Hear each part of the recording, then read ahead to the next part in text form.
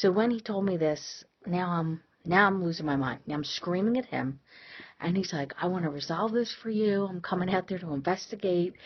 And I screamed at him. I have 2 kids here. I'm starving.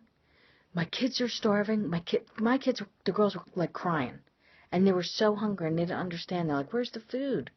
And it's Thursday night's our pizza night. Like it's our thing, and it was just the girls tonight. So it was like, I was trying to be special with them and have a nice little night and watch a movie, and it was not working out. So I'm screaming this at this poor man.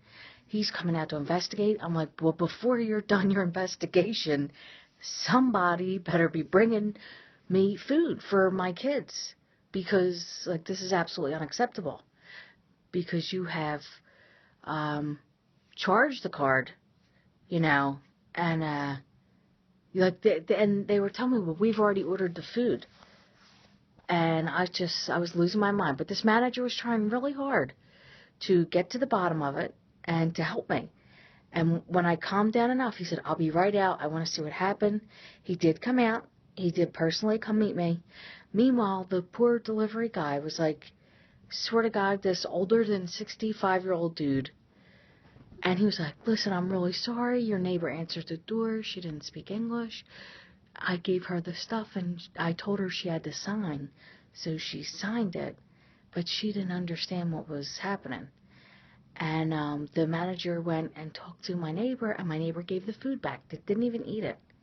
I believe they're Vietnamese. I know there is a language barrier, and that's fine. But like, they accepted the food and signed my credit card slip, but they had no idea what was happening. It was a totally innocent thing, and it's not like they ate the food. They didn't even eat it.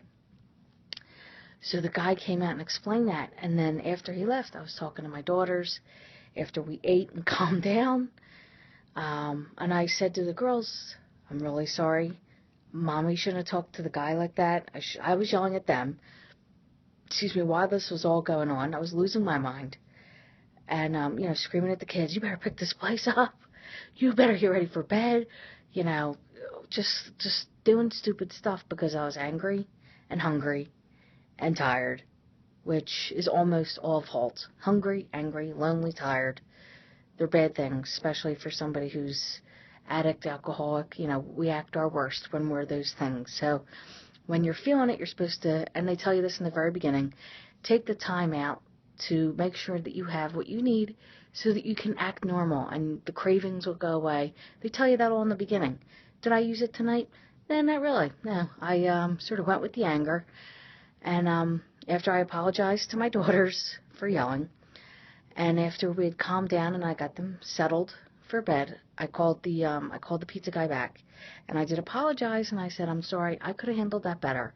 I'm sorry for screaming, and he told me what happened. That's how I found out what actually happened with the stuff, with the food. And it was an innocent enough thing, but it was just a crazy thing.